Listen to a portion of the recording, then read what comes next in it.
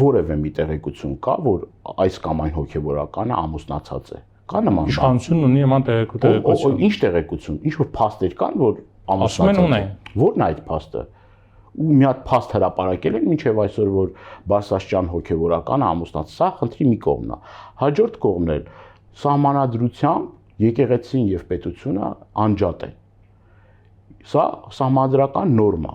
Փաստացի իշխանությունները խախտում են այդ սահմանադրական նորմը։ Եվ կրկնում եմ, եթե կան խնդիրներ, այդ խնդիրները ոչ թե պիտի վերդիկտը կայացնի ոչ Գառնիկ Դանելյանը, ոչ դուք պարոն Մղդեսյան, ոչ Նիկոլ Փաշինյանը։ Դա եկեղեցու կանոնադրությամբ քննվելիք հարց է։ Բայց հավատացյալների իրավունք չունեն այդ հարցը բարձրաձայնելու։ Հավատացյալներն իրավունք Եկեղեցի է իր հավատացյալներով։ Հավատացյալներն իրավունք ունեն հարցեր բարձրացնելու։ Իհարկե այդ իրավունքը ունեն։ Բա ինչու է այդ հավատացյալների, այդ թվում հավատացյալների բարձրացած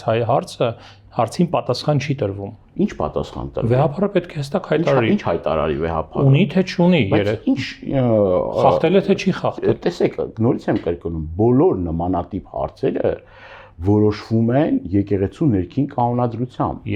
եւ եկեղեցին իր որպես անջատ պետությունից անջատ կառույց բոլոր հարցերը, այդ թվում խնդրահարույց հարցերը իր քննության եւ իր որոշումների տիրույթում է